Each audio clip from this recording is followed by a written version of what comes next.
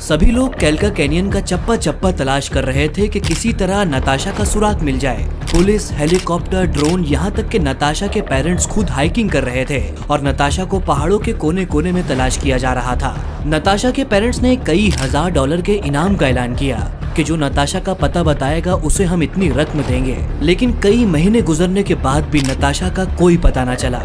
लेकिन 304 दिनों के बाद एक कॉल आती है। यह स्टोरी दुनिया की सबसे गहरी डेस्टिनेशन में घूमी एक लड़की की। क्या हुआ था आखिर उस दिन नताशा के साथ? किस तरह नताशा दुनिया की सबसे गहरी डेस्टिनेशन में गुम हो गई? जानेंगे आज द फैक्ट एंड जिपर्स की आज की हमारी वीडियो में। उम्मीद करते हैं वीडियो आपको पसंद आएगी। इस वीडियो के आखिर तक जरूर बने रहिए। कहानी है बेल्जियम में रहने वाली 28 साल की नताशा की। नताशा को हाइकिंग और ट्रैकिंग का काफी ही शौक था। इसने दुनिया भर में बहुत सारे अलग अलग रास्तों पर ट्रैकिंग और हाइकिंग की थी, जिसकी वजह से इसे एक एक्सपीरियंस्ड हाइकर कहा जाता था। नताशा के पेरेंट्स उसकी इस हॉबी को काफी सपोर्ट किया करते थे। 2022 में नताशा ने दुनिया के सबसे गहरे डेस्टिनेशन में ट्रैकिंग करने का इरादा बनाया। ये पेरू के अंदर कैल्का कैनियन नाम की एक जगह थी। नताशा ने अपने पेरेंट्स से परमिशन ली और पेरेंट्स ने नताशा को अलाउ कर दिया। और पेरेंट्स ने नताशा से कहा कि वो बिल्कुल इस जगह पर ट्रैक कर सकती है। नताशा अपने बैकपैक, अपने सारे ट्रैकिंग के सामान को रेडी कर पेरू के लिए रवाना होती है। आपको बता दें कि कैल्का कैनियन में जिस जगह पर ट्रैकिंग की जाती है वहां पर 2 रास्ते हैं जो काफी मशहूर है। पहला ऐसा रास्ता है जहां पर आम इंसान जाते हैं और ट्रैकिंग करते हैं। ये रास्ता ज्यादा खतरनाक नहीं है। दूसरा रास्ता ऐसा है जो बहुत ज्यादा सक्रिय है। यहाँ पर बहुत ही गहरी चट्टानें हैं और यहाँ पर अगर आपको ट्रैकिंग करना है तो यहाँ पर आपके पास बहुत ज्यादा एक्सपीरियंस होना चाहिए, या तो आपके साथ प्रॉपर गाइड होना चाहिए, जब भी आप इस रास्ते पर ट्रैकिंग कर सकते हो। नताशा जो कि काफी एक्सपीरियंस ट्रैकर थी, तो उसने सोचा कि वो अकेले इस काफी सक्रिय वाले रास्ते पर जाकर ट्रैकिंग करेगी और उसने अपने साथ किसी भी गाइड को लेना भी ठीक नहीं समझा, क्योंकि उसके पास बहुत साल का एक्सपीरियंस था। जिस वक्त नताशा इस सेकंड वाले रूट पर ट्रैकिंग कर रही थी, इसके आसपास बहुत सारे लोग थे। ये लोग ऐसे थे जो गाइड को लेकर आए थे और आहिस्ता आहिस्ता आगे बढ़ रहे थे। नताशा के पास वैसे तो बहुत सारा एक्सपीरियंस था, इस वजह से नताशा की स्पीड उनसे बहुत ज्यादा फास्ट थी। नताशा किसी के लिए रुक नहीं रही थी। वो फास्ट अपनी पूरी ताकत से, अपनी पूरी लगन से आगे बढ़ रही थी। जो लोग ट्रैकिंग करते हैं उनके बीच में एक ऐसा रास्ता आता है जहाँ पर फ्लैग्स लगे होते हैं। ये फ्लैग्स ये बताते हैं कि जो ट्रैकिंग की जा रही है अब आधा रास्ता कंप्लीट हो चुका है। जब सारे ट्रैक करने वाले उस आधे रास्ते पर पहुंचे जहां पर फ्लैग लगा हुआ था, उन लोगों को नताशा वहां पर नहीं दिखी। उन लोगों को ऐसा लगा कि शायद नताशा बहुत स्पीड ट्रैक कर रही है, वो आगे बढ़ चुकी होगी। लेकिन जब ये ट्रैकिंग का ग्रुप आगे बढ़कर अपने डेस्टिनेशन पर पहुंच गया, तब भी उन्हें वहां पर नताशा नहीं दिखी। उन लोगों ने ज्यादा ध्यान नहीं दिया क्योंकि नताशा उनके साथ थी नहीं, नताशा उनके ग्रुप का हिस्सा नहीं थी। नताशा की एक आदत ये थी कि वो हर शाम अपने पेरेंट्स को कॉल किया करती थी और अपनी ट्रैकिंग और अपने डेली रूटीन के बारे में पेरेंट्स को बताया करती थी।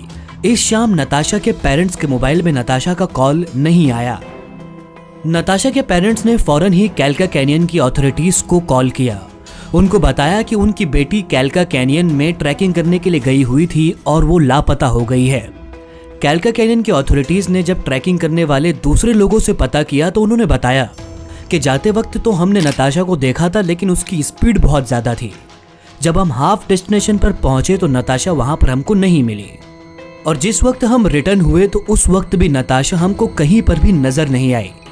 नताशा के पेरेंट्स और कैल्का कैनियन अथॉरिटीज दोनों भी समझ चुके थे कि नताशा रास्ते में कहीं भटक गई है, या तो वो किसी बुरे एक्सीडेंट का शिकार हुई है जिसकी वजह से नताशा लापता हो गई है।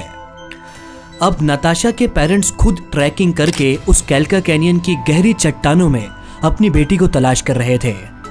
कैल्का कैनियन अथॉरिटीज अपने हेलीकॉप्टर्स, अपने ड्रोन्स और दूसरे भी ट्रैकर्स की मदद के साथ नताशा को तलाश कर रहे थे। 2 से 3 दिन गुजर गए, नताशा किसी को भी नजर नहीं आई। जब इतने दिन ढूंढने के बाद भी नताशा के पेरेंट्स को नताशा ना मिली तो उन्होंने एक एडवर्टीजमेंट छपवाई जहां पर नताशा को ढूंढने वालों के लिए उन्होंने कई $, का इनाम तक रख दिया। दिन से हफ्ते गुजरे, हफ्तों से महीने और महीनों से कई महीने गुजर चुके थे। किसी को भी नताशा का कोई पता तक नहीं चल रहा था। पुलिस ने भी अपने सर्च ऑपरेशन को पूरी तरह से बंद कर दिया। लेकिन 304 दिनों के बाद नताशा के पेरेंट्स के मोबाइल में एक कॉल आती है। फोन पर पुलिस थी। नताशा के पेरेंट्स को बताया गया कि उन्हें नताशा की बॉडी मिली है।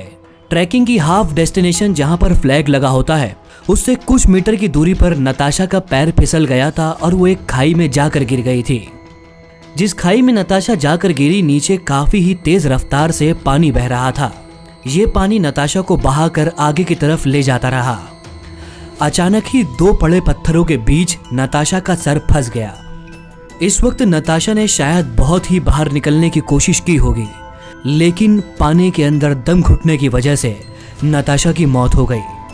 जिस वक्त नताशा का सर्च ऑपरेशन जारी था, उस वक्त नताशा को इस दरिया के करीब भी ढूंढा गया था, लेकिन शायद 300 दिन पहले उस दरिया के पानी का लेवल बहुत ज्यादा ऊपर था, जिसकी वजह से नताशा की बॉडी देखने को ही ना मिली। 300 दिनों के बाद जब दरिया के अंदर पानी का लेवल कम हुआ, तब लोगों को नताशा की बॉडी नजर आई और ट्रैकिंग करने वालों ने पुलिस ऑफिशियल्स को नताशा के बारे में बताया।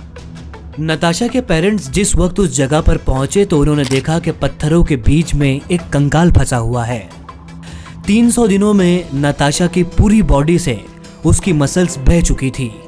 पत्थरों के बीच फंसा हुआ था सिर्फ एक स्कल। अगर ट्रैकिंग की हिस्ट्री की बात की जाए तो ये काफी दर्दनाक मौत थी जिससे नताशा को दो चार होना पड़ा। आप खुद ही सोच सकते हो कि अगर कोई एक बहुत गहरी खाई से गिरे और उसका सर किसी 2 बड़े पत्थरों के बीच फंस जाए, या तो अगर उस जगह पर पानी नहीं होगा तो भी नताशा की मौत तकरीबन 15 से 20 दिनों बाद हुई होगी। और ये 15 से 20 दिन तक नताशा भूख और प्यास से तड़पती रही होगी। खैर, इस पूरी स्टोरी से हमें यह सबक मिलता है कि अगर आपको किसी भी चीज़ का बहुत ज़्यादा भी कॉन्फिडेंस है तो ओवर कॉन्फिडेंस हो कि इस चीज़ को ना करें, क्योंकि कभी कभी आपका कॉन्फिडेंस ही आपकी जान ले सकता है। तो दोस्तों, दी फैक्ट अनजिपर्स की इस वीडियो में आज के लिए बस इतना ही।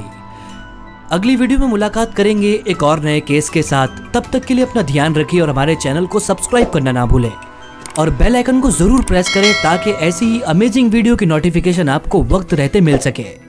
Thank you for watching this video.